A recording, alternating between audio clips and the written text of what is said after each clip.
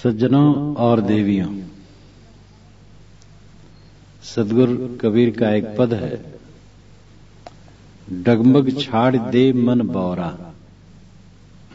अब तो जरे बरे बनियावे लीन्हे हाथ सिंघोरा, होए निशंक मगन होए नाचो, लोभ मोह भ्रम छाड़ो, शूरा कहाँ मरण ते डर पे सती न संचय भाड़ो, लोक लाज कुल की मर्यादा यह गले की फांसी, आगे चल के पीछे फिर हैं हुई हैं जग में हांसी, यह संसार सकल है मैला, राम गहे ते सूचा, कहें कबीर राम नहीं छाड़ो, गिरत परत चढ़ ऊंचा, डगमग छाड़ दे मन बौरा, ऐ मन पगले डगमगाहट छोड़ दे। हमारा मन हर बात में डगमगाता रहता है, गुजर कैसे होगा, गुजर को लेकर के ही रोज रात दिन आदमी सोचता रहता है, और गुजर हो रहा है, जब से जन्म लिए आज तक गुजर हो रहा है, आगे कैसे नहीं होगा। और इतना ही नहीं, गुजर की इतनी चीजें हैं जिसे और 2 4 10 लोग साथ में आ जाएं तो उनका भी हो जाए, तो भी मन सोचता है कि आगे गुजर कैसे होगा। बुढ़ापा में सेवा कौन करेगा, और अगर लड़के नहीं हैं तब तो बहुत बड़ा संकट है, क्योंकि लड़के वालों का सारा संकट समाप्त हो जाता है। संसार में जितने लड़के वाले हैं उनके पास कोई संकट नहीं, बस जिनके लड़के नहीं हैं उन्हीं के सर पर संकट मंडलाता रहता है। अनेक भावनाओं में आदमी डूबा टंगभगाता रहता है। पत्नी के विषय में संदेह, पति के विषय में संदेह, भाई के विषय में संदेह, माता पिता के विषय में संदेह, पुत्र के विषय में संदेह, मित्र के विषय में संदेह। मन की डगमगाहट मनुष्य के अंदर का एक महारोग है। दृढ़ विचार वाला इंसान किसी दिशा में ठीक से आगे बढ़ सकता है। हमारा मन डगमगाता रहता है, परमात्मा भीतर है कि बाहर है, कहां है परमात्मा, लोक लोकांतर में है। परमात्मा के विषय में संदेह बना रहता है। लोग कहते हैं मैं क्या हूं, कुछ नहीं हूं, मैं तो एक परमात्मा का अंश हूं। फिर कहते हैं कि मैं क्या हूं, एक मिट्टी हूं, खत्म हो जाएगा, सब खत्म है। फिर कहते हैं मैं ही परमात्मा हूं। ऐसे अनेक लोग मिलते हैं जो आधे मिनट के अंदर में सब कह डालते हैं, और उनको कुछ पता नहीं कि वो क्या, अंत में ये भी कह देते मैं तो कुछ भी नहीं हूं। तो ये क्या है, डगमगाहट है, स्थिर नहीं है कुछ। वाणियों में सब प्रकार से कहा है, क्योंकि वाणियां अगम अपार है। अनेक ऋषि, अनेक संत, अनेक महापुरुष हुए हैं, और उन्होंने अनेक प्रकार से कहा है, और सारी बातें संसार में है। आत्मा ही परमात्मा है, ऐसी बातें भी कही हैं। आत्मा से अलग परमात्मा है, ऐसी बातें भी कही हैं। आत्मा परमात्मा का अंश है, ऐसी बातें भी कही गई हैं। आत्मा किसी का अंश नहीं है, स्वयं स्वतंत्र है, ये भी शास्त्रों में बात कही गई है। तो अनेक प्रकार से बातें कही गई हैं। मनुष्य उन सब को सुनकर, पढ़कर दिग्भ्रमित है, डगमगाता रहता है, कुछ निश्चय निर्णय नहीं। युधिष्ठिर ने यक्ष को उत्तर देते समय महाभारत में कहा है, कहा जाता है कि 5 पांडव द्रौपदी के सहित जब वनवास में थे 12 वर्ष के लिए, बहुत प्यासे हुए। युधिष्ठिर ने भाइयों से कहा पता लगाओ कहीं पानी है कि नहीं। पानी लाओ। एक भाई गया एक तालाब पर, पानी पीना चाहा। एक यक्ष था वहां पेड़ पर बैठा, उसने कहा मत पियो पानी, मेरे प्रश्न का उत्तर दो। अगर प्रश्न का उत्तर दिए बिना पियोगे तो मर जाओगे। वो इतने प्यासे थे, ध्यान नहीं दिए, अवहेलना कर दिए, पानी पिए और मूर्छित होकर गिर पड़े। ऐसे 4 भाई आते गए, यक्ष ने सबको रोका और सब गिरते गए। ऐसे 4 भाई आते गए, यक्ष ने सबको रोका और सब गिरते गए। फिर युधिष्ठिर आए, युधिष्ठिर भी पीना चाहे। यक्ष ने कहा, युधिष्ठिर ने कहा कहो क्या प्रश्न है। तो कई प्रश्न है उसके और बड़े महत्वपूर्ण प्रश्न है। उनमें से जो स्वर्णमय स्तंभ की तरह 2 प्रश्न खड़े हैं वो बड़े महत्वपूर्ण है। उन सारे प्रश्नों में इस संसार में आश्चर्य, बहुत बड़ा आश्चर्य क्या है और धर्म क्या है, ये 2 प्रश्न बड़े महत्वपूर्ण हैं। आश्चर्य के विषय में युधिष्ठिर ने बड़ा महत्वपूर्ण उत्तर दिया। अहन्यहनि भूतानि गच्छन्ति यमालयम् शेषा अस्थावरमिच्छन्ति किमाश्चर्यमतः परम। प्राणी रात दिन यम सदन को जा रहे हैं, यमपुर जा रहे हैं। रात दिन इंसान मर मर करके यहां से जा रहे हैं, लेकिन जो यहां बचे हैं वो यही चाहते हैं कि हम यहीं अस्थायी होकर रहें। इससे बड़ा आश्चर्य क्या होगा। और ये कितना महत्वपूर्ण उत्तर है। अहन्यहनि भूतानि, रात दिन भूत यानी प्राणी, गच्छन्ति यमालयम्, यमालयम यम के आलय, यमराज के घर जा रहे हैं। शेषाः जो यहां बचे हैं अभी, अस्थावरमिच्छन्ति उनकी इच्छा अस्थावर हो जाए, यहीं रहें, सदा प्रीतम नगर कॉलोनी के बंगले में बने रहे। किमाश्चर्यमतः परम। युधिष्ठिर कहते इससे बड़ा कोई आश्चर्य होगा? इतना व्यामोह, इतनी जड़ता। और दूसरा उत्तर धर्म क्या है, यक्ष का दूसरा महत्वपूर्ण प्रश्न। तो उन्होंने कहा तर्को अप्रतिष्ठा श्रुतयो विभिन्ना नैको रिसर्जस्य मतम प्रमाणम धर्मस्य तत्वम निहितम गुहायाम महाजनो येन गतः सपंथा। तर्को अप्रतिष्ठा, तर्क की कहीं प्रतिष्ठा नहीं, स्थिरता नहीं। लोग तर्क करते रहते हैं, खंडन मंडन करते रहते हैं, कोई सीमा नहीं कितना तर्क किया जा सकता है। तर्को प्रतिष्ठा श्रुतयो विभिन्ना, वेद के वचन, शास्त्र के वचन, ग्रंथ के वचन बहुत हैं और परस्पर विरोधी भी हैं। नैको ऋषिर्यस्य मतम प्रमाणम, एक ऋषि नहीं है जिसका मत प्रमाण मान लें। अनेक ऋषि हैं, अनेक पीर पैगंबर, औलिया, महात्मा, सिद्ध पुरुष हैं, किसकी बात मान ली जाए। नैको ऋषिर्यस्य मतः प्रमाणम धर्मस्य तत्वम निहितम गुहायाम, धर्म का तत्व गुफा में रखा हुआ है, यानी गूढ़ है, अत्यंत गूढ़ है। इसलिए महाजनो येन गतः सपंथा, महान पुरुष जिस रास्ते से चले उस रास्ते से चलो। कोई पवित्र आत्मा पुरुष जैसे चल रहा है, जिसने क्रोध को, काम को, मद को, मत्सर को शांत किया है, जो सुबस है, निश्चिंत बोधमय है, ऐसे पुरुष की शरण लो अथवा ऐसे पुरुष का अनुगमन करो। महाजनो येन गतः सपंथा।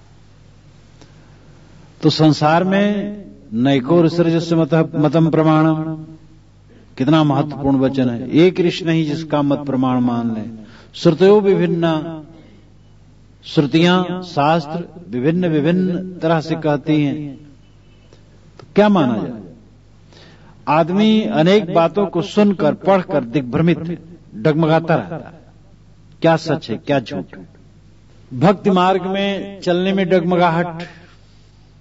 एक जगह में था, उनकी लड़की सुनी, बहुत दूर थी आई, संपन्न घर की लड़की, संपन्न ससुराल। लड़की का पति भी आया। लड़की ने कहा कि जब चलने लगी तो सास ने कहा, क्या इतनी जल्दी है, क्यों जा रही हो? तो मैंने कहा कि हमारे घर में गुरुजी आए हैं, हमारे नैहर में, इसलिए हम जा रहे हैं। उसने कहा कि तुम बूढ़ी हो गई हो, गुरु पीछे लग गई, अभी क्या जरूरत है गुरु दर्शन करने के लिए? कहीं इसमें बूढ़ी जवान का क्या प्रसंग है? कि अच्छा ध्यान रखना, कहीं गुरु से दीक्षा लेके न आना, क्योंकि हमारे घर में दीक्षा शोभती नहीं है। दीक्षा हमारे घर में अपन अमुक ने लिया था, लेते ही भैंस मर गई थी और दूसरे वर्ष बाबा मर गए, इसलिए दीक्षा नहीं लेना। ये कितने घरों में चलता है, दीक्षा शोभती नहीं, भक्ति हमारे घर में नहीं शोभती, क्योंकि दीक्षा ली और कोई मर गया।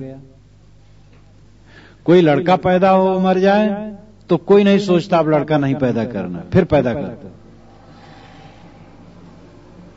फसल नष्ट हो जाए सूखा दहा में, कोई खेती नहीं छोड़ता। अब फसल सूखा पड़ गया तो शोभता नहीं, खेती शोभती नहीं है, फसल उगाना ही बंद कर देना चाहिए, लेकिन कोई बंद नहीं करता। संसार का काम कोई छोड़ता नहीं, कल्याण का काम लोग छोड़ते हैं। आदमी का मन डगमगाता रहता है। कुछ लोग हमसे पूछते, महाराज आप साधु हो गए, खाने पीने की कैसे व्यवस्था होती होगी? उनको बड़ी चिंता है कि खाने पीने की व्यवस्था कैसी होती है। कितने लोग तो ऐसा भी कहते हैं, महाराज मेरा भी मन कहता है कि साधु बन जाऊं, लेकिन यही सोचता हूं कुछ इकट्ठा कर लूं, जमा कर लूं, क्योंकि साधु होने के लिए तो कुछ जमा करना पड़ता होगा, तब तो खाने मिलेगा। तो मैं कहता भाई मैंने तो कुछ जमा नहीं किया, अब खा रहा हूं। आदमी का मन डगमगाता रहता है। ये डगमगाहट छूट जाए, स्थिरता आ जाए। किसी दिशा में स्थिरता की महती आवश्यकता है। कोई काम दृढ़ निश्चय के धरातल पर अच्छा होता है। मन की डगमगाहट छोड़ो। तुम्हारे बच्चे पले पुसेंगे, तुम्हारा परिवार खाए पिएगा, निश्चिंत रहो, काम करते चलो। लड़की की शादी होगी, लड़के का भी होगा विवाह। बुढ़ापा में बीमारी आएगी तो सेवा हो जाएगी। बच्चा हो चाहे ना हो, कोई फर्क नहीं पड़ेगा। और भी जितना जो कुछ लेकर के मन डगमगाता है बेकार है, एक भ्रम है। हम सोचते हैं कुछ और होता है कुछ। हम अंदाजते हैं ऐसा होगा तब ऐसा होगा, तब ऐसा कर लूंगा, ये प्रबंध कर लूंगा, और वो सब अलग धरा रहता है और दूसरे ढंग से हो जाता है। डगमगाहट छोड़ो, डगमग छाड़ दे मन बौरा। बोध, आत्मबोध, विवेकवान पुरुषों की शरण में जाकर के अपनी आत्मा की पहचान करो। स्वरूप की पहचान और स्वरूप स्थित, ये जीवन का परम लक्ष्य है। स्वरूप की पहचान और स्वरूप स्थित। स्वरूप अपना रूप, अपनी आत्मा, निज स्वरूप, इसकी पहचान यानी समझ होनी चाहिए ठीक से। यह न किसी का अंश है, न अंशी है, न इससे कुछ होता है, न यह किसी से होता है, न ये टुकड़ा है, न विकृत है। ये तो अजर अमर अखंड है, शुद्ध बुद्ध है। यह कोई उधारी का सौदा नहीं है। अंश तो नाशवान को कहते हैं। अंश सदैव नाशवान होता है। अंश टुकड़े को कहते हैं जो टूट गया हो, और टूट जाने वाला अविनाशी कभी नहीं होता है। आपका स्वरूप नित्य शुद्ध बुद्ध निर्मल है। पाना नहीं है, कुछ भी नहीं पाना है, केवल विसर्जन करना है, केवल छोड़ना है। सारे विकारों के छूट जाने के बाद जो शेष रह जाएगा वही अपना धन है। पाने की लालसा एक भ्रम है। पाने की आदत ने हमारे मन में तृष्णा पैदा की है और इसलिए हम सदैव अभावग्रस्त रहते हैं। सब समय लगता है जो अभी ये नहीं मिला, अभी वो नहीं मिला, सब कुछ मिल गया तो भगवान नहीं मिला, मोक्ष नहीं मिला। भगवान और मोक्ष कौन ऐसी वस्तु है जो मिले? जब इच्छा छूट जाएगी, वासना छूट जाएगी, तब एक तृप्ति, अखंड तृप्ति होगी। और ये अखंड तृप्ति ही मानो भगवान का मिलना या मोक्ष का मिलना है। लेकिन हम बाहर से कुछ पाना चाहते, कुछ आरोपित करना चाहते हैं, और जितना आरोपण है मिथ्या। हम अपने आप को किसी में जोड़े ना और किसी को अपने में जोड़े ना। अपने आप को कहीं जोड़ते हो नकली, और बाहर से किसी वस्तु, व्यक्ति, भावना, संज्ञा, क्रिया, गुण, कर्म को अपने आप में आरोपित करते हो, वो भी भ्रम है। सब कुछ को छांट दो। नाम रूपात्मक सारा दृश्य, मन द्वारा कल्पित सारा दृश्य भिन्न है। आपका स्वरूप शुद्ध बुद्ध निर्मल है, कृतार्थ और कल्याणमय है। शरीर के न रहने पर भी वो रहता है। शरीर नहीं था तब भी था, शरीर नहीं रहेगा तब भी वो रहेगा। वह मेरा स्वरूप है, वह मेरी आत्मा है। इसका पक्का बोध होना चाहिए। यह सत्संग द्वारा तो समझ इसकी होगी, और साधना द्वारा, ध्यान समाधि द्वारा इसका साक्षात्कार होगा। साधना में जब आदमी सारे मन के हलचल को छोड़ करके स्थिर हो जाता है, तब उसे आत्म साक्षात्कार होता है। मन जब तक संसार को ग्रहण करता है तब तक स्वरूप का ग्रहण नहीं होगा, और मन जब संसार को छोड़ देता है तब स्वरूप का ग्रहण होता है। यानी मन जब विषयों में लगा रहता है तो आत्मा में नहीं लगता, और जब विषयों को छोड़ देता है तो आत्मा ही शेष है। तो आत्म साक्षात्कार में ही सच्चा बोध होता है, और वो केवल शब्दों का रटंत रूप नहीं है। शब्दों से कहें, बुद्धि से समझें, वो तो आरंभिक चीज है। वो तो आरंभिक चीज है। बुद्धि और शब्द का उपयोग है। बौद्धिक ज्ञान, शाब्दिक ज्ञान वो भी चाहिए, लेकिन उसके पश्चात साक्षात्कार चाहिए। साक्षात्कार मन के निष्पन्द होने पर, शांत होने पर, निस्तरंग होने पर होता है। तब सच्चा बोध होता है। तब मन की डगमगाहट खत्म हो जाती है। जब तक बौद्धिक और वाचिक ज्ञान है, मन की डगमगाहट चलती है, और जब आत्म साक्षात्कार होता है तब डगमगाहट खत्म हो जाती है। जैसे चांद और सूरज, हम चांद देखते हैं, सूरज देखते हैं, कोई कहे ये नहीं है, हम कहेंगे तुम भ्रम में हो। सूरज कैसे नहीं देख रहे हैं? सूरज है। जैसे वो निर्भ्रांत ज्ञान होता है सूरज का देखना, चांद का देखना, उसी प्रकार आत्म साक्षात्कार होने पर आत्मबोध निर्भ्रांत होता है, वांत होता है। वहां सारी डगमगाहट खत्म हो जाती है, सारा भय खत्म हो जाता है, सारा क्लेश खत्म हो जाता है। भय राग से होता है। जितना हम प्राणी पदार्थों में रागवान होंगे उतना भयभीत होंगे। राग जितना क्षीण होता है, भय क्षीण होता है। जिसका राग पूरा मिट जाता है, भय पूरा मिट जाता है। निर्भयता ही सच्चा जीवन है, और निर्भयता ही मानो अमरता है। दैवी संपदा में भगवान कृष्ण ने 16वें अध्याय के शुरुआत में 3 श्लोकों में जहां कहा है, प्रथम लक्षण उन्होंने निर्भयता कही, अभयम सत्य संशुद्धिर, सारे सद्गुणों का परिपाक, आत्मज्ञान की उच्चतम उत्कर्ष स्थित का लक्षण है निर्भयता।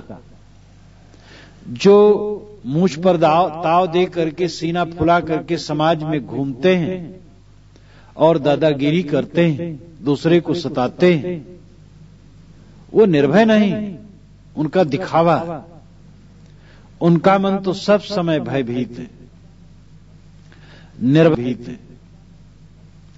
निर्भयता निर्मलता में, निर्भयता अविनाशी बोध में, अविनाशी का बोध, अविनाशी में स्थित राग का क्षय जब होता है और अविनाशी में स्थित होती है, तब निर्भयता आती है, तब डगमगाहट खत्म हो जाती है।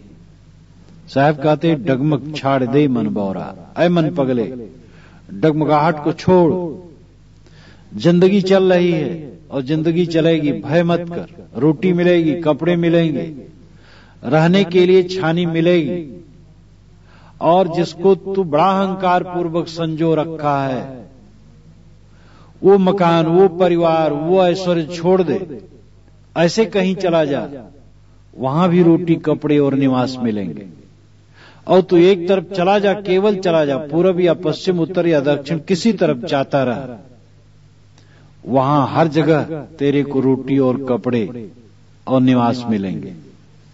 लेकिन हम इतने कमजोर हैं कि मकान बना के बैठे हैं, रोजी रोटी का सारा प्रबंध है, लेकिन मन हिलता रहता है, आगे कैसे गुजर होगा।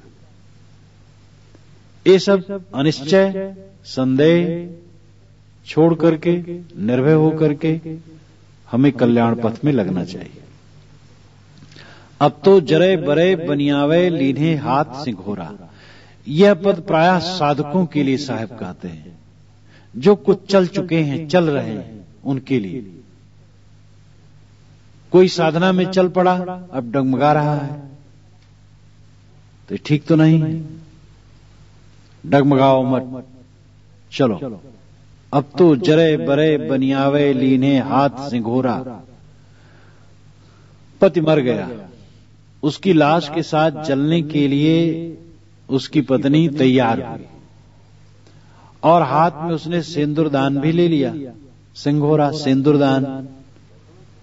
जब सती होने के लिए कोई भी नारी अपने पति की लाश के साथ सती होने की चलती थी, श्रृंगार करके चलती थी, श्रृंगार करके सिंदूरदान भी हाथ में ले लेती थी, कि अब वहां अलग रखने कोई गुंजाइश नहीं रहा, पति तो मर चुका है और उसी के साथ जलना है, ये सिंदूरदान भी उसी के साथ जलना है, इसलिए हाथ में सिंघोरा ले लेती, सिंदूरदान ले लेती थी। तो अब तो जरे बरे बनियावे लीने हाथ सिंघोरा। साहब ने कहा, है सती, अब तो जलने बलने में ही आनंद है, हाथ में सिंदूरदान ले लिया, अब क्या डगमगा रहे, इसलिए अब डगमगाओ मत, बस आग में बैठ जाओ। यहां यह न समझना चाहिए कि सती प्रथा का यहां समर्थन किया जा रहा है, यहां तो उदाहरण है। उदाहरण यह है कि सन्मार्ग में चले तो उसमें दृढ़ होकर के चलो, डगमगाओ मत। विषयों के त्याग से ही शांति मिलेगी, भोगों के त्याग से ही शांति मिलेगी। चाहे जितना ही हम औपचारिक कर्म कांड का विधान सुन ले और कह ले, उनकी भी चरितार्थता इंद्रियों के विषयों और भोगों के छोड़ने में, गलत आदतों और मलिनताओं के छोड़ने में। हम सारे विकारों में डूबे रहें, इंद्रियों के भोगों में डूबे रहें और केवल औपचारिक पूजा पाठ करते रहें और समझे भजन कर रहे हैं, ये अपने आप को धोखा देना है। जीवन में परिवर्तन भजन का लक्षण होता है। जीवन निरंतर उज्ज्वलता की तरफ बढ़ता जाए, विषय विकारों से दूर चित्त होता जाए, तब भजन का अर्थ होता है। तो अब तो जरे बरे बनियावे लीने हाथ सिंघोरा, साधना मार्ग में चल पड़े, डगमगाओ मत, आगे बढ़ो, और दूसरा रास्ता भी नहीं है। अरि रण में विश्राम लग, रणहि तजे दुख घेर, यह धर निश्चय आप में अरि को जीत सबेर। सदगुरु विशाल साहब ने कहा है कि दुश्मन घेर लिए हैं, अब दुश्मनों से लड़ने में ही विश्राम समझो। अगर भागोगे तो दुश्मन खदेड़ के मार देंगे, तो चाहे मर जाओ चाहे मार डालो, लेकिन अब युद्ध करने ही में ठीक है। बाहरी लड़ाई में तो ऐसा होता है कि हार भी हो सकती है, जीत भी हो सकती है, लेकिन आध्यात्मिक लड़ाई में जीत पक्की है, निश्चय सही हो। आगे दुश्मन नहीं, मानो तलवार शून्य में ही भाजना है। दुश्मन नहीं, दुश्मन का स्वरूप कल्पित है। विवेक हमारा बलवान हो जाए, हमारी कल्पनाएं हमारे देखने में आ जाएं, तो कल्पनाएं अपने आप शून्य हो जाएगी। काम कल्पित है, काम पर विचार करो, काम कुछ नहीं। एक विकारी स्मरण है, क्रोध, लोभ, मोह, द्वेष, चिंता, फिक्र, जितने मनों में दल के शत्रु हैं, सब कल्पित है। और पक्का निश्चय पूर्वक जो उनसे युद्ध करता है, विजय निश्चित है। व्यावहारिक सफलता और असफलता दोनों ही संभव है। सफलता हो या असफलता हो, दुकान की हो सकता है असफल हो जाए, हो सकता सफल हो जाए। व्यापार, नौकरी, हर चीज में डगमगाहट है, लेकिन कल्याण साधना में कोई पक्के मन से लग जाए तो हार की बात ही नहीं, असफलता की बात ही नहीं, पक्की बात है सफलता। कई बार मैं आप लोगों के सामने कहा करता हूं कि कल्याण छोड़ने से होता है। दुनिया की वस्तुएं पकड़ने से मिलती हैं, पकड़ने में सब परतंत्र हैं और छोड़ने में सब स्वतंत्र हैं। हम चाह करके भी बाहर की चीजों को अपने पास रख नहीं सकते। जिन मित्रों और व्यक्तियों का संबंध रहता है वर्तमान में, लगता है ऐसे बना रहेगा, लेकिन थोड़े दिन में कुछ का कुछ हो जाता है। यहां सब कुछ क्षणिक है, इसलिए व्यवहारिक सफलता में संदेह हो या न हो, और सफल भी हो जाए तब भी अंत में क्षय तो उसका है ही। लेकिन आध्यात्मिक पथ में सफलता निश्चित है, और जो अध्यात्म पथ में सफल हो गया सदा के लिए सफल हो गया। इसलिए मार्ग अत्यंत सुरक्षित है। नीति में लिखा है, जो निश्चित वस्तु को छोड़ करके अनिश्चित को पकड़ता है वो दोनों तरफ से जाता है, क्योंकि निश्चित को तो उसने स्वयं छोड़ दिया, अब अनिश्चित छूट करके रहेगी। जो राम को छोड़ करके काम को पकड़ता है, तो राम तो उसने जानबूझ के छोड़ दिया, तो राम तो उसने जानबूझ के छोड़ दिया, और काम अपने आप छूट जाएगा। काम यानी संसार का भोग।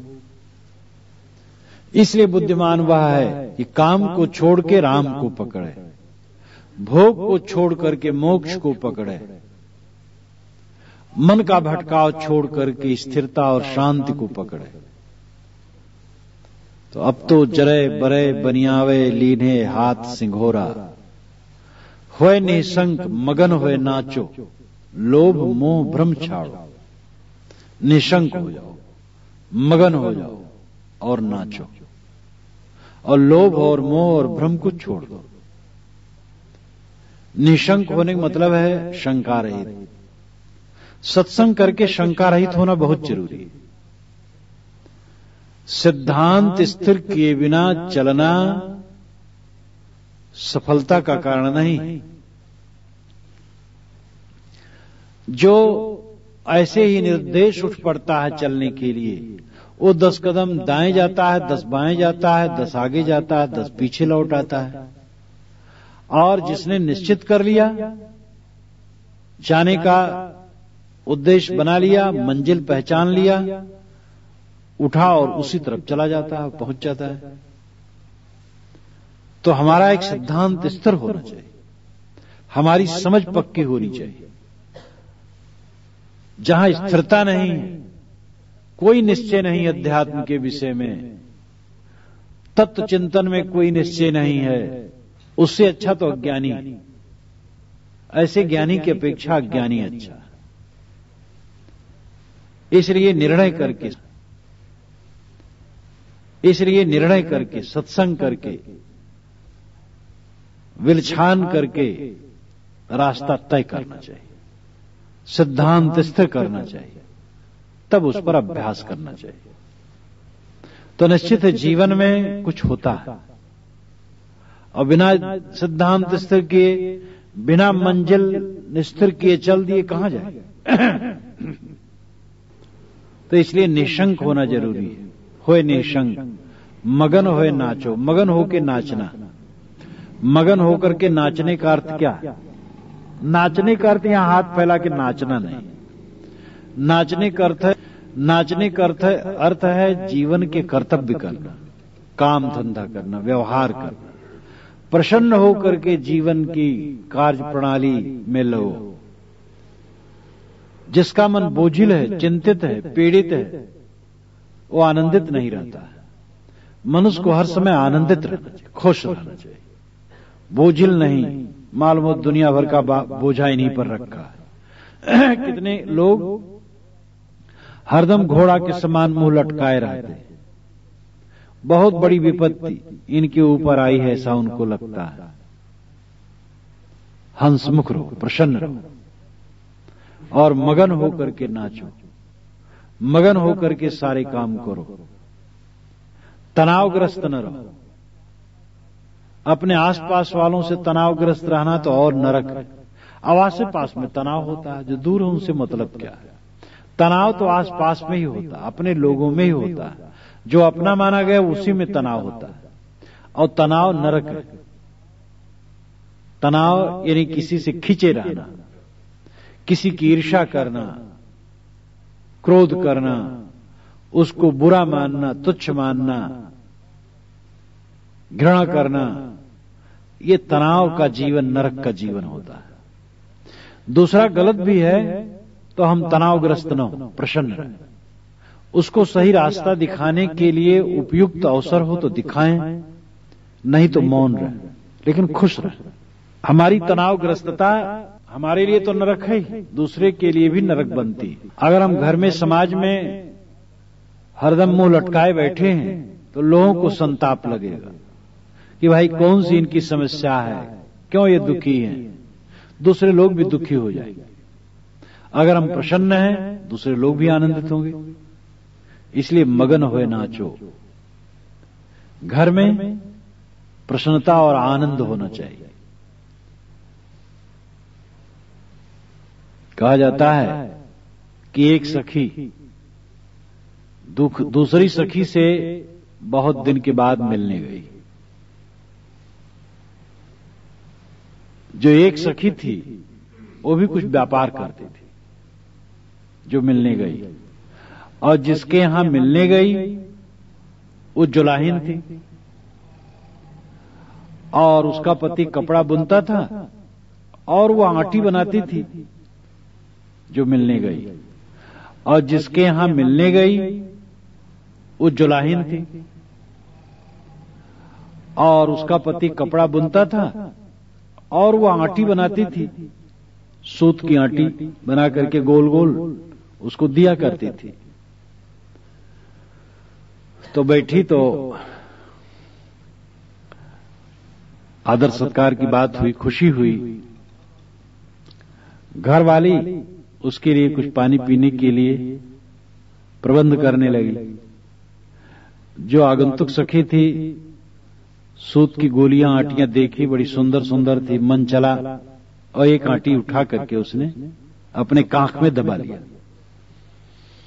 वो आई जब पानी लेकर के तो देखी वो गिनी हुई थी, थोड़ी ही थी। वो देख ली कि एक नहीं है, उसको लगा गड़बड़ है कुछ। तो पानी उन्हें जब पिला ली तो कैसे कहे कि बहन तुमने लिया है? तो कहा हम लोग बहुत दिन पर इकट्ठे हुए, लाओ दोनों नाचें। कहे नाचना क्या है, मैं थक के आई हूं।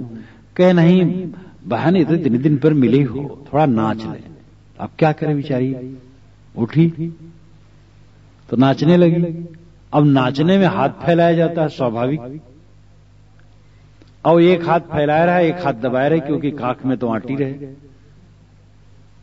तो उसने कहा बहने दोनों हाथ फैला के नाचो। कहे मैं एक ही हाथ फैला के नाचती हूं। तो उसने कहा बहने दोनों हाथ फैला के नाचो। कहे मैं एक ही हाथ फैला के नाचती हूं, ऐसी ही आदत है। तो आदत तो नहीं थी, लेकिन उसमें कुछ था, इसलिए हाथ खोल नहीं पाती थी। हम क्यों नहीं खुल करके नाचते हैं? निशंक होकर के, मगन होकर के क्यों नहीं नाचते? क्यों घर में और समाज में रह करके हंसमुख नहीं रहते? क्यों प्रसन्न प्रसन्न नहीं रहते हैं? कुछ दबाए हैं। इसलिए हमें चाहिए प्रसन्न होकर के नाचे। होए निसंग मगन होए नाचो, लोभ मोह भ्रम छाड़ो। प्रसन्नता कैसे हो? लोभ है, मोह है, भ्रम है। लोभ वस्तुओं का लालच, मोह मूढ़ता, व्यक्तियों में मोह। कहीं मोह है तो कहीं द्वेष होगा, निश्चित है। मोह का भाई द्वेष उसके साथ चिपका रहता है। अगर मोह करेंगे तो बैर लगा रहेगा पीछे। तो लोभ, मोह और भ्रम। भ्रम का मतलब विपरीत बोध, विपरीत ज्ञान, उल्टी समझ, ये भ्रम है। लोभ वस्तुओं का होता है और लोभ हमारी आत्मा को कुचलता है। लोभ से कोई फायदा नहीं होता। विवेक से जो काम करना है वो करें। लोभ करके कुछ नहीं, लोभ करके कुछ नहीं होगा। संग्रह उचित है, लेकिन विवेक पूर्वक। संग्रह के लिए संग्रह ठीक नहीं, उपयोग के लिए संग्रह ठीक है। और संग्रह की मात्रा पर भी विचार करने की जरूरत है। वो कोई ऐसा पैमाना नहीं बताया जा सकता है मानदंड सबके लिए बराबर। अपना अपना स्वयं विवेक करना होगा। हमारा मन जिससे बोझिल हो, चिंतित हो, साथी लोग पीड़ित हो, लोगों में असंतुलन हो, ऐसा संग्रह बेकार है। लोगों में संतुलन हो, व्यवहार में संतुलन हो, मन को भी शांति हो, व्यवहार बढ़िया निपटे, सबके लिए, सबकी रक्षा के लिए वस्तुओं का सही उपयोग और वितरण हो, तब उसके साथ संग्रह उचित है। केवल संग्रह गलत है। लोभ जैसे बकरी के गले में, किसी बकरी के गले में स्तन होता है, उस स्तन से दूध नहीं निकलता, केवल बोझा होता है। ऐसे लोभ एक बोझा है। लोभ से कुछ होता नहीं लाभ, लोभ नुकसान करता है। कोई बीज का लोभ करे, खेत में न डाले तो कई गुणा के रूप में कैसे आए? जो देता है वो पाता है। जो कुआं पानी देता है वो पानी ताजा पाता रहता है। जो नहीं देता है सड़ता रहता है। जो खर्च करता है उसके पास आता है। इसलिए लोभ वृत्ति वाला व्यक्ति प्रसन्न नहीं रह सकता। कुछ लोगों में ऐसी बात होती है, लोभ वृत्ति वाले होते हैं, वो चमड़ी जाए लेकिन दमड़ी न जाए।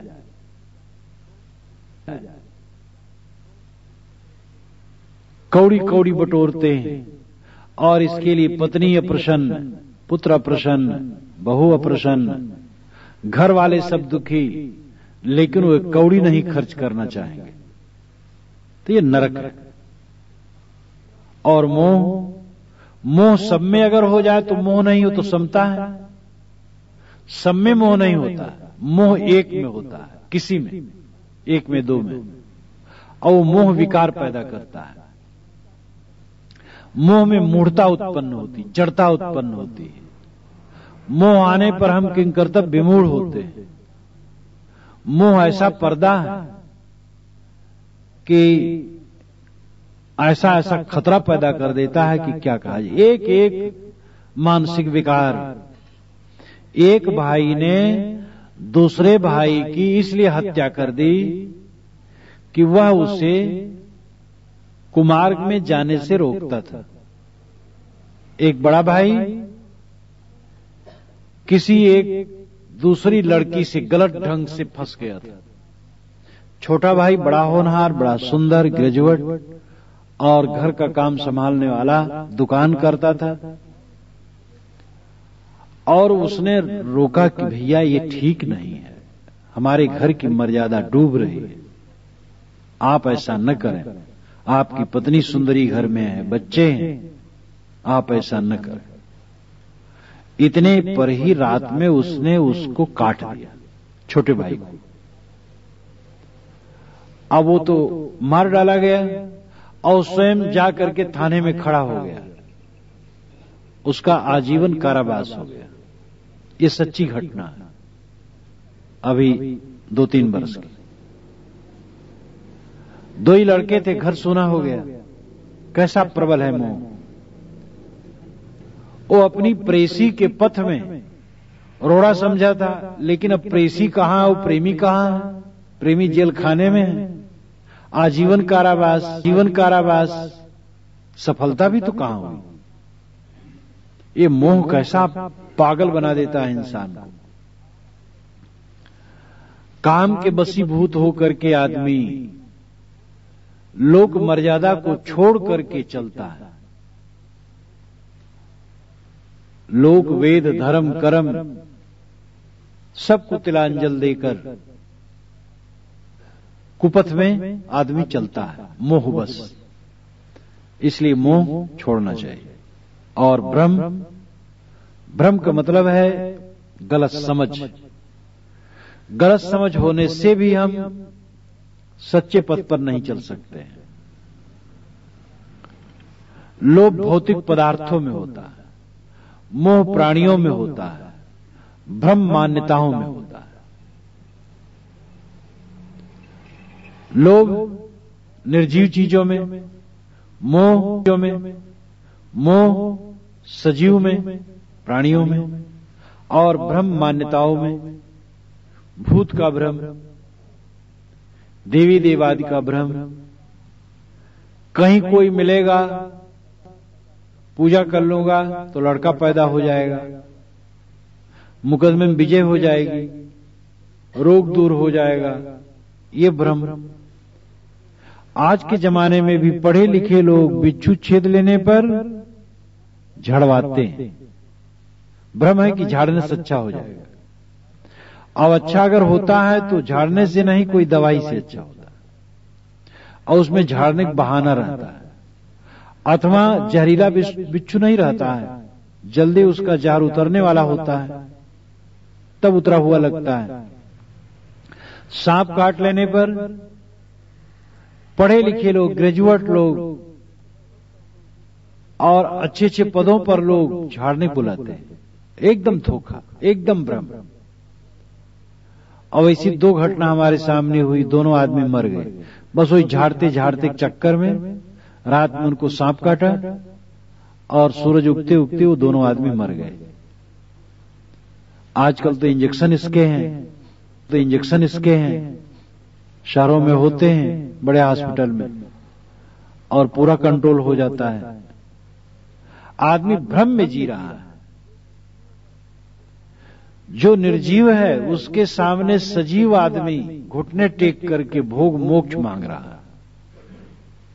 जो अपनी मक्खी हाँक नहीं सकता है, जिसमें कोई चेतना नहीं, जिसमें कोई विवेक नहीं, उसके सामने ये आदमी घुटने टेक टेक करके भोग मांगता है, मोक्ष मांगता है। इससे बड़ा भ्रम क्या होगा। जो बेजान है उसके सामने जानदार प्राणी को काटा जा रहा है। बेजान के सामने जानदार प्राणी काटना कितना बड़ा भ्रम है। तो आदमी भ्रम में भटक रहा है। साहब कहते लोभ मोह भ्रम छाड़ो, लोभ छोड़ो, मोह छोड़ो, भ्रम छोड़ो, तब तुम्हारा मन हल्का होगा, प्रसन्न होगा, निर्मल होगा। सूरा कहा मरण ते डर पे सती न संचय भाड़ो। शूरवीर मरने से कहां डरता है, और सती भाण नाम बर्तन कहां संग्रह करती है।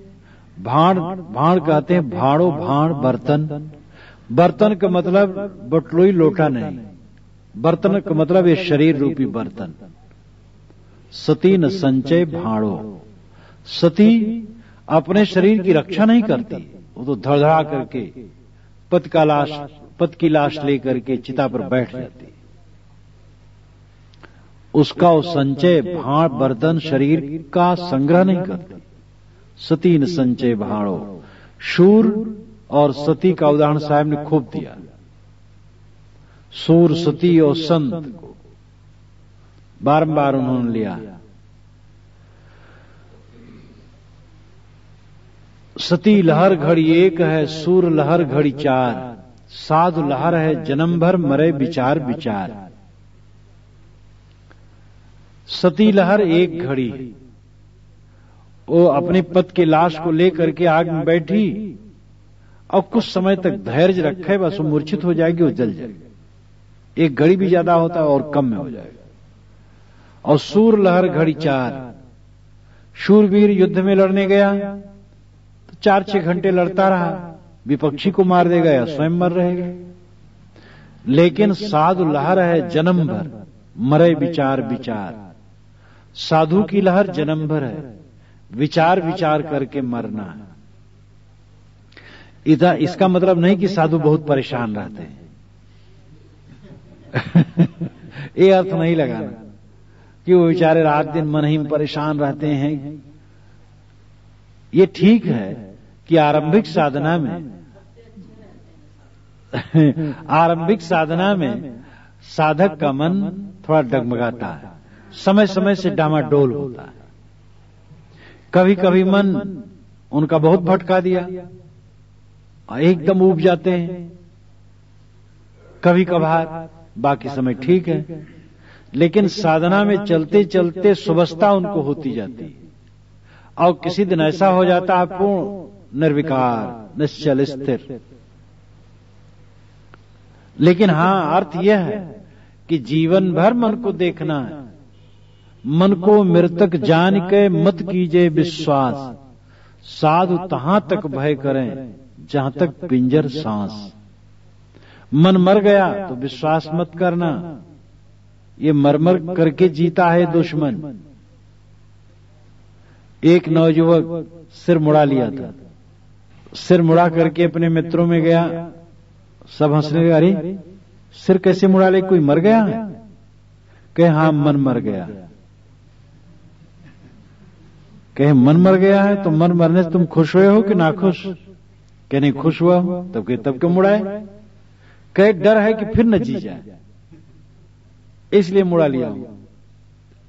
तो मतलब है मन ऐसा है कि मरमर करके जीता है। मन निर्विकार हो गया, सावधान न रहो, क्षण में विकार आ सकता है। इसलिए साधक सावधान रहता। सावधानी ही साधना है। निरंतर सावधान, निरंतर सावधान, सावधान।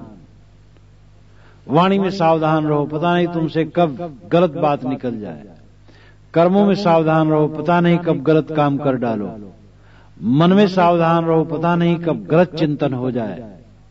सदैव सावधान। जो सावधान रहता है वो भटकता नहीं। तो सूरा कहां मरण ते डर पे। शूरवीर मरने से कहां डरता है।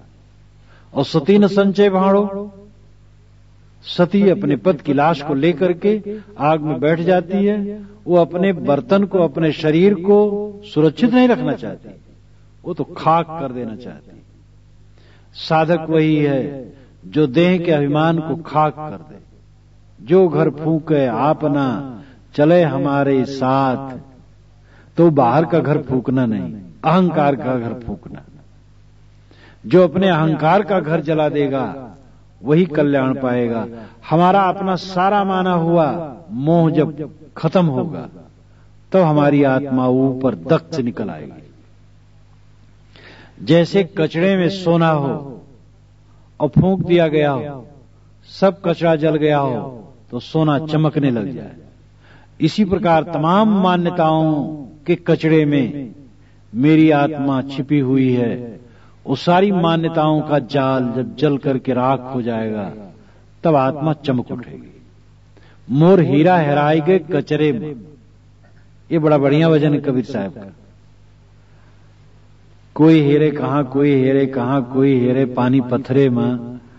साहब की तो बात ही है कि एक ऐसी है कि जो बाढ़ के समान है, एकदम भय भ्रम धरई उठाई। गोस्वामी जी ने कहा है, तुलसी बानी संत की जोर भेदई आई, अनुभव सुख उत्पत्ति करत। ये गोस्वामी जी ने वैराग संदीपनी में कहा। वैराग संदीपनी उनकी बहुत पतली पुस्तक, कुल 60-70 दोहा चौपाई हो गए। अनुभव सुख उत्पत्ति करत, भय भ्रम धरई उठाई, तुलसी बानी संत की जो उर भेदई आई।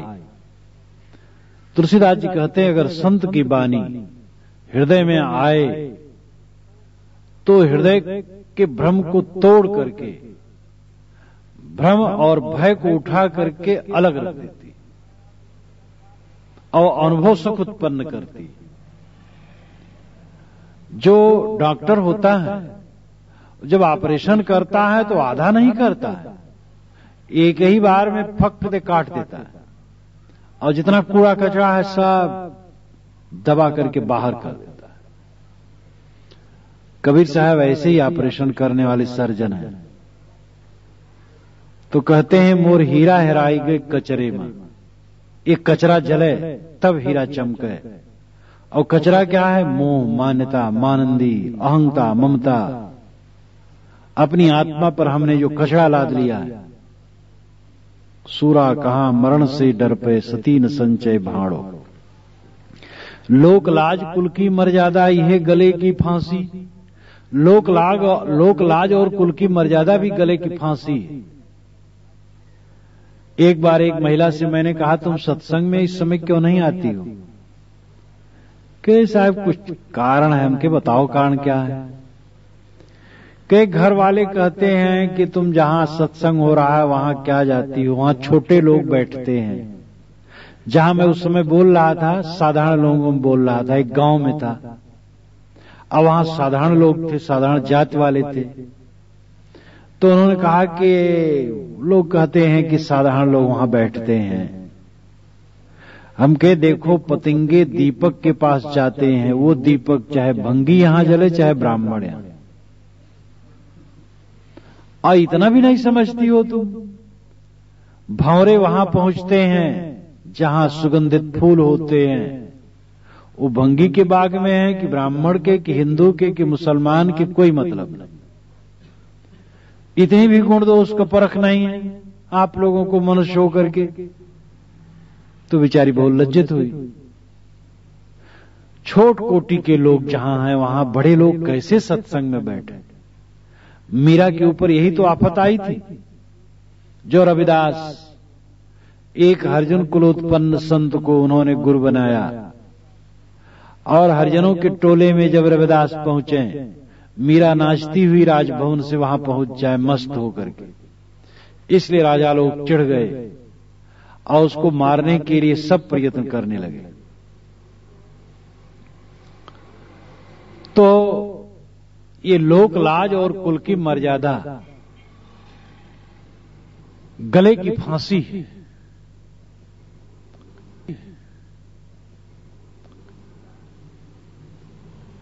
लोक की लाज और कुल की मर्यादा, जात पात की मर्यादा। कबीर साहब ने कहा, कुल छोड़े कुल उबरे, कुल राखे कुल जाए। राम निकुल कुल भेटिया सब कुल गया बिलाए। कुल कुटुंब जात पात का अहंकार छोड़ देने से कुल उबरे नाम संपूर्ण प्रकार से तुम्हारा उद्धार होगा। कुल छोड़े कुल उबरे और कुल राखे कुल जाए। कुल कुटुंब जात पात की मर्यादा और अहंकार रखने के चक्कर में पड़ोगे तो कुल जाए, संपूर्ण प्रकार से डूबोगे। राम निकुल कुल भेटिया सब कुल गया बिलाए। राम निकुल है। राम किस कुल में, किस जात का है राम? दशरथ पुत्र राम तो ठाकुर के थे, क्षत्रिय परिवार के थे, ठीक है। लेकिन जो राम आपके अंदर है, जिस राम का बोध पाकर के आदमी कृतार्थ होता है, जिस राम में विश्राम पाकर के आदमी भव बंधनों से मुक्त होता है, जो राम आपका परम प्राप्तव्य है, वो कौन से कुल में है? वो निकुल है, उसकी कोई जाति नहीं। वो तो शुद्ध ज्ञान मात्र। अड़ोरड़ीयाम महतो महीयान आत्मस्य जंतोर निहितो गुहायाम। वो तो स्वरूप से भी सूक्ष्म है। अड़ोरड़ीयाम, अणु से भी अणु, और महतो महीयान गुणों में महान से महान है। आत्मस्य जंतोर निहितो गुहायाम, वह आत्मा सभी प्राणियों के हृदय गुफा में विराजमान है। इसलिए जात पात कुल कुटुंब की मर्यादा, कूड़ा कचरा ये भी है। भक्ति करने वाला, ज्ञान मार्ग में चलने वाला अगर जात पात की पूंछ पकड़े बैठा है तो बेकार है। तो लोक लाज कुल की मर्यादा यह गले की फांसी। साहब कहते तुम्हारे गले की फांसी है। आधा चल के पीछे फिर हो हुई है जग में हंसी। आधा चल करके फिर पीछे लौटे या आगे चल करके फिर पीछे लौटे तो जगत में हंसी होगी। इसलिए जरा हंसी का भी ध्यान रखो और हंसी अपनी मत कराओ। शुभ मार्ग में चलो, कल्याण पथ में चलो। यह संसार सकल है मैला, राम गहे ते सूचा। साहब कहती सारा संसार मैला है, मलिन है। जहां जाओ आओ उठो बैठो राग द्वेष अनेक प्रकार की विकार की बातें होंगी। अखबार उठाओ तो हेडिंग से लेकर के अंतिम तक दिमाग खराब करने वाली चीज। टेलीविजन खोलो, खोलने वाले जानते होंगे, उसमें भटकने के सिवा और कुछ नहीं। टेलीविजन ने तो चौपट कर दिया है लोगों के संस्कारों को। उसमें कदाचित जो अच्छी बात आती वो तो पल्ले नहीं पड़ती है, और बहुत अच्छी बात हो तो उसको बंद भी लोग कर देते हैं। पिछड़ी बात उसको कौन देखता? जिसमें राग रंग हो, मन उत्तेजित हो, वही सबको ज्यादा प्रिय है। और साधन भजन भी कितने को स्वाहा हो गया। एक सज्जन तो कहते थे, गायत्री उपासक कहते थे, आचार्य श्री राम शर्मा के शिष्य थे और हमारे भी प्रेमी हैं, कहे महाराज अब मेरे घर में तो क्या बताऊं, पहले सब बाल बच्चों को पत्नी को सबको लेके बैठ जाता था और कुछ अध्ययन और कुछ ध्यान इत्यादि करता था। अब टेलीविजन घर में आ गया तो मैंने टेलीविजन के बाद बच्चों से कहा तो बच्चे ने कहा कि पिताजी आज नहीं, आज थोड़ा एक खास कार्यक्रम है, देख लो और दिन। तो दूसरा दिन आया तब फिर कहा कि बेटा बैठो। कहे पिताजी आज भी कुछ ऐसा है। अवंत में करते करते ये हुआ कि अब मैं कहना छोड़ दिया, कहना बेकार है, क्योंकि कोई सुनने वाला नहीं, पत्नी भी नहीं सुनती है, सब इकट्ठा हो जाते हैं मधुमक्खी के समान वहीं। इसलिए मैं अब अकेले ध्यान करूं, पूजा करूं, जो करूं सो करूं। तो ये चारों तरफ कूड़ा कचरा साधना की दृष्टि से देखा जाए तो जिधर जिधर जाओ सब मन को खराब करने की सामग्री मिलेगी। अच्छी सामग्री मिलना मुश्किल है। कोई ज्ञान की बात, भक्ति की बात, विचार की बात कहने वाला, सुनने वाला, सोचने वाला कम। सब तरफ राग द्वेष कलह कल्पना। यह संसार सकल है मैला, राम गहे ते सूचा। साहब कहते केवल राम पवित्र है, वही पवित्र है, उसी को पकड़ो। राम तुम्हारी आत्मा है, मन को समेट करके उसमें जाओ, विश्राम करो, आत्म विश्राम लो। कहें कबीर राम नहीं छाड़ो, गिरत परत चढ़े ऊंचा। साहब कहते राम को नहीं छोड़ना, अगर तुम फिसल जाओ तो डरना मत, फिर उठना। साधना में होता है आदमी गिर जाता है फिर उठे, कहीं गिर गए तो बस पड़े रहे, अब तो गिर गए। सड़क में गिर गए तो क्या वहीं पड़े रहोगे? उठोगे, धोगे, फिर साफ कपड़ा पहनोगे, फिर चलोगे। गिरत परत चढ़े ऊंचा, डगमग छाड़ दे मन बौरा। अब तो जरे बरे बनियावे, लीने हाथ सिंघोरा। हुए निशंक मगन हुए नाचो, लोभ मोह भ्रम छाड़ो। शूरा कहां मरण ते डर पे, सती न संचय भाड़ो। लोक लाज कुल की मर्यादा, यह गले की फांसी। आगे चल के पीछे लौटे, हुई हैं जग में हांसी। इस संसार सकल है मैला, राम गहे ते सूचा। कहें कबीर राम नहीं छाड़ो, गिरत परत चढ़ ऊंचा।